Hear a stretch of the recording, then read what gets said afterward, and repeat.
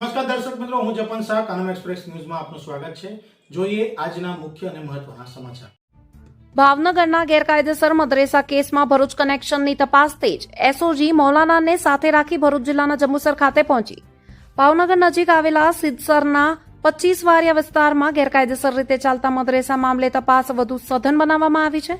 4 દિવસ અગાઉ mega combing દરમિયાન ઝડપાયેલા મૌલાના મોહમ્મદ શરીફ હાલ 10 દિવસના પોલીસ રિમાન્ડ હેઠળ છે। તેની શંકાસ્પદ ભૂમિકાને ધ્યાનમાં રાખીને રાજ્ય પોલીસ ઉપરાંત કેન્દ્રીય ગુપ્તચર એજન્સીઓ દ્વારા પણ પૂછપરછ કરવામાં આવી રહી છે।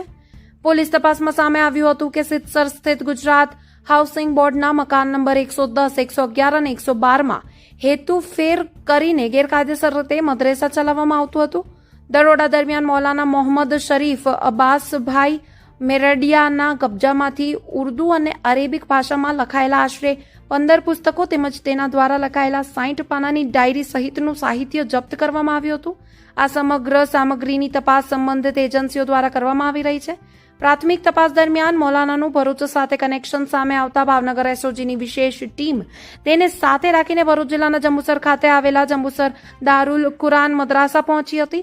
પોલીસ સૂત્રોના જણાવ્યા મુજબ ભાવનગર આવતા પહેલા મૌલાના ભરૂચમાં રહી અભ્યાસ કરતો હતો। તેના સંપર્ક અને સંભવિત નેટવર્ક અંગે માહિતી મેળવવા માટે ભરૂચ એસઓજી અને સ્થાનિક પોલીસના સહયોગથી સંવેદનશીલ વિસ્તારમાં તપાસ હાથ ધરવામાં આવી છે।